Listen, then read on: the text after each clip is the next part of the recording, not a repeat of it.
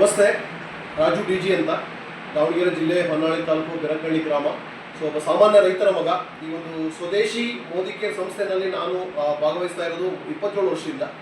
ಈ ಸಂಸ್ಥೆ ಏನಿದೆ ಇದಕ್ಕೆ ಒಟ್ಟು 30 ವರ್ಷ ಆಗಿದೆ.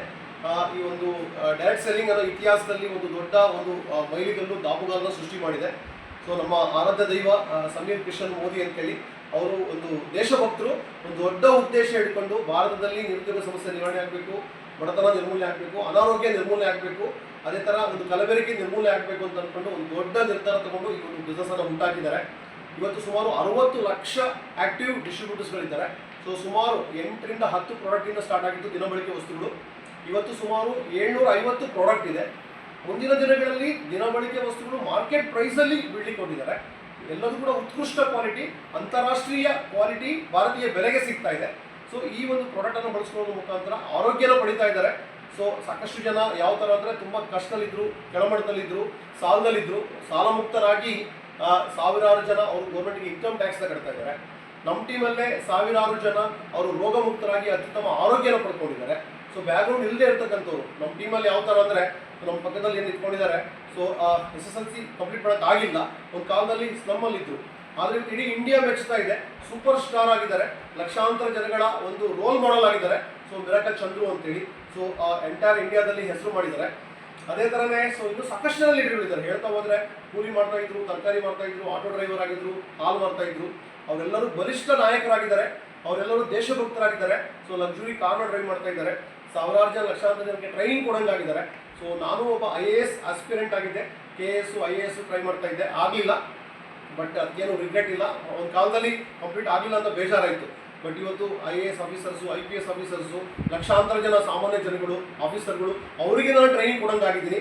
ಸೊ ಅದೇ ಥರನೇ ನಮ್ಮ ಟೀಮಲ್ಲಿ ಸಾಕಷ್ಟು ಜನ, 100 ಜನ, 1000 ಜನ ಸೊ ಫಾನ್ ಟ್ರಿಪ್ಗೆ ಹೋಗಿದ್ದಾರೆ, ಕಾರ್ ಅಚೀವ್ಮೆಂಟನ್ನು ಮಾಡಿದ್ದಾರೆ.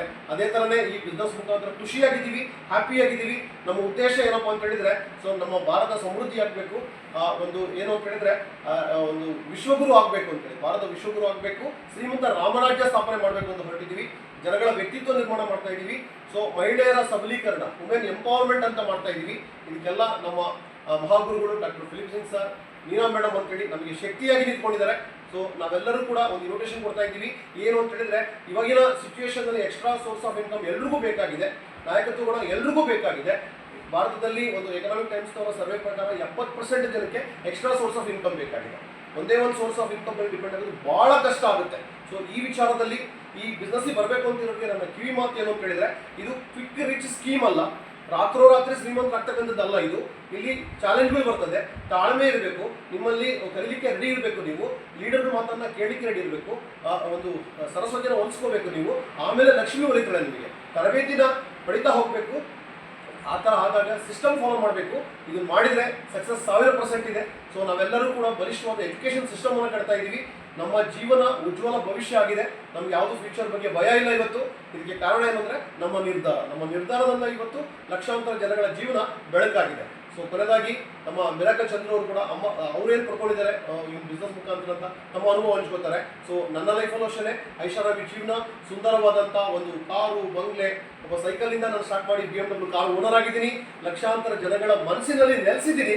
ಅದು ನನಗೆ ತುಂಬ ಖುಷಿ ಕೊಡ್ತಾ ಇದೆ. Thank you sir. ಚಂದ್ರಶೇಖರ್ ಅಂತ, ಬೇಸಿಕಲ್ಲಿ ಕಮರ್ಷಿಯಲ್ ಆರ್ಟಿಸ್ಟು, ಒಂದು ಸ್ವಂತ ಬಿಸ್ನೆಸ್ನ ಮಾಡ್ತಿದ್ದಂಥ ವ್ಯಕ್ತಿ. ಹುಟ್ಟಿ ಬೆಳೆದಿದ್ದೆಲ್ಲ ಇದೇ ಗೌರಿಪಳ್ಯ ಇಡೀ ಕರ್ನಾಟಕಕ್ಕೆ ಗೊತ್ತು. ಓಕೆ, ಒಂದು ಮಿಡಲ್ ಕ್ಲಾಸಲ್ಲಿ ಹುಟ್ಟಿದಾಗ ಎಲ್ಲರಿಗೂ ಏನಂದರೆ ಕನಸೇ ಸತ್ತೋಗಿರುತ್ತೆ, ಇಷ್ಟೇ ನನ್ನ ಲೈಫು, ಯಾಕಾದರೆ ಇಲ್ಲಿ ಹುಟ್ಟಿದ್ವು ಅಂತ. ಆದರೆ ಆ ಜರ್ನಿ ಇದ್ದಂಥ ಒಂದು ಟೈಮಲ್ಲಿ ನನ್ನ ಸ್ನೇಹಿತರ ಮುಖಾಂತರ ಮೋದಿ ಕೇರ್ ಅವಕಾಶ ಸಿಕ್ಕಾಗ ಇಂಡಿಯನ್ ಕಂಪನಿ ಅನ್ನೋ ಒಂದೇ ಒಂದು ಅಭಿಮಾನದಲ್ಲಿ ಬಂದಿದ್ದು, ಇಂಡಿಯನ್ ಕಂಪನಿ, ಇಂಡಿಯನ್ ಪ್ರಾಡಕ್ಟ್ ಅಂತ. ಬಟ್ ಇದು ಜಸ್ಟ್ ಯೂಸ್ ಮಾಡೋಣ ಅಂತ, ಆ ಯೂಸ್ ಮಾಡಾದ ನಂತರ ಅದ್ರ ರಿಸಲ್ಟ್ ನೋಡಿ ಓಕೆ ಯಾಕೆ ಇದನ್ನು ನಾನು ಪಾರ್ಟ್ ಟೈಮಲ್ಲಿ ತೊಗೋಬಾರ್ದು ಅಂತ ಹೇಳಿ ತೊಗೊಂಡಿದ್ದು. ಅದಾದ ನಂತರ ಕಂಪನಿ ಓನರ್ನ ವಿಷನ್, ಓಕೆ ನಮ್ಮ ಸಮೀರ್ ಸರ್ ವಿಷನ್, ಅವ್ರ ವಿಷನ್ಗೆ ಫಿದಾ ಆಗಿ ಓಕೆ ಅವರು ಆ್ಯಕ್ಚುಲಿ ಅಗರ್ಭ ಶ್ರೀಮಂತ, ಹುಟ್ಟು ಶ್ರೀಮಂತ, ಅವರ ತಾತ ತಂದೆ ಮಾಡಿರೋ ಆಸ್ತಿನ ಕರಗಿಸೋಕ್ಕಾಗಲ್ಲ ಕುತ್ಕೊಂಡು ತಿಂದರೆ. ಆದರೆ ಅಂಥವರು ದೇಶಕ್ಕೆ ಏನೋ ಮಾಡಬೇಕು, ಓಕೆ ಅದ್ರ ಜೊತೆಗೆ ಇಂಡಿಯನ್ ಪೀಪಲ್ಗೆ ಫ್ರೀಡಮ್ ಕೊಡಬೇಕು ಅಂತ ಹೇಳಿ ಅವ್ರು ನಿಂತವ್ರು ಅಂದಾಗ ಅವ್ರ ಜೊತೆ ನಾವು ಯಾಕೆ ಸಾಥ್ ಕೊಡಬಾರ್ದು ಅಂತ ನಾನು ನಿಂತಂಥದ್ದು. ನನ್ನ ಸ್ವಯಂ ಒಂದು ಥಿಂಕಿಂಗ್ ನಾನು ಬಂದಿರೋದು. ಬಟ್ ಅಲ್ಲಿಂದ ನಿಂತಾಗ ಈ ಕಾನ್ಸೆಪ್ಟ್ನ ಸುಮಾರು ಜನಕ್ಕೆ ಹೇಳಕ್ಕೆ ಹೋದೆ.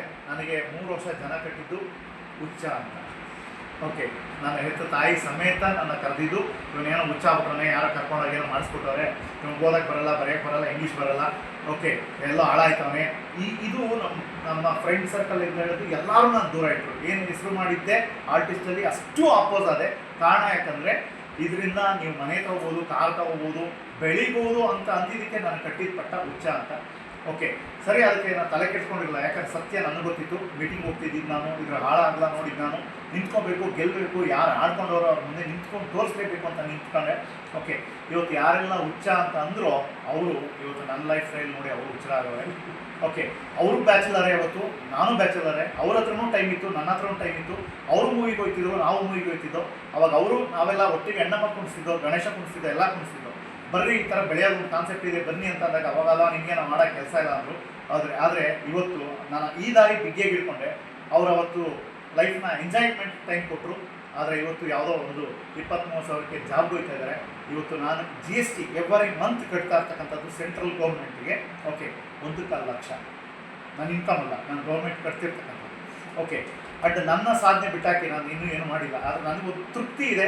ನನ್ನ ನಂಬಿ ಬಂದಂಥ ವ್ಯಕ್ತಿಗಳಿಗೆ ಮನೆಗಳು ಕೊಡಿಸಿರೋದು ಕೋಟಿಗಟ್ಟಲೆ, ಅದ್ರ ಜೊತೆಗೆ ನನ್ನ ಜೊತೆ ಸಾವಿರಾರು ಜನನ ಫಾರಿನ್ ಕರ್ಕೊಂಡೋಗಿರ್ತಕ್ಕಂಥದ್ದು. ಅದ್ರ ಜೊತೆಗೆ ಏನೋ ಗೊತ್ತಿಲ್ಲ ಸರ್, ನಿಮ್ಮಿಂದ ಬೆಳೆದೆ ನಾನು ಅಂತ ಹೇಳಿ ಒಂದು ಸ್ಪೀಡ್ ಕೊಡ್ತಾರಲ್ಲ, ಇದು ಬೆಲೆನೇ ಕಟ್ಟಕ್ಕಾಗಲ್ಲ. ಸಾರ್ಥಕತೆ ಲೈಫ್. ಥ್ಯಾಂಕ್ ಯು ಮೋದಿಗೆ, thank you Sameer sir, and thank you my upline, my godfather. ನನ್ನ ಇಷ್ಟು ಮಟ್ಟಕ್ಕೆ ನಿನ್ನ ಕೈಲಿ ಆಗುತ್ತೆ, ನಿನ್ನ ಕೈಲೂ ಶಕ್ತಿ ಇದೆ. ಓಕೆ, ನೆಗೆಟಿವ್ನ ತಗೊಳಕ್ಕೆ ಹೋಗಬೇಡ, ಯಾರು ಏನು ಕಾಲ ಹೇಳಿದ್ರು ನಿಂತ್ಕೋ ಅಂತ ನನ್ನ ಹೆಜ್ಜೆಗೂ ಗುರುತಿಸಿದಂಥ ಮಹಾನ್ ವ್ಯಕ್ತಿ ಮಿಸ್ಟರ್ ರಾಜ್ ಸರ್ ಅಂತ. ಓಕೆ, ಹಾಗಾಗಿ ಇವ್ರ ಜೊತೆ 25 ವರ್ಷ ಆದರೂ ಆ ಸಂಬಂಧ ನಮ್ಮದು ಗಟ್ಟಿಯಾಗಿದೆ. Thank you, all the best. ಯಾರೆಲ್ಲ ಬರ್ತೀರಾ ಬರೋರ್ಗೆ ಒಂದೇ ಮಾತು, ಬೇರೆಯವ್ರ ಮಾತು ಕೇಳಿಕೊಂಡು ಅವ್ರು ಹಂಗಂತೆ ಹಿಂಗಂತೆ ಅದು ಹಂಗಂತೆ ಅಂತ ಬರೋಕ್ಕೆ ಹೋಗಬೇಡಿ. ನಿಮ್ಮ ಮೇಲೆ ನಂಬಿಕೆ ಇತ್ತಾ, ಎಸ್ ನಾನು ಕಾಲಿಟ್ರೆ ನನಗೆ ಗೆಲ್ಬೋದು ಅನ್ಸುತ್ತಾ, ಬನ್ನಿ, ಅಖಾಡ ದೊಡ್ಡದಾಗಿದೆ, ಫೈಟ್ ಮಾಡೋಕ್ಕೆ ರೆಡಿ ಆಗಿ. Thank you.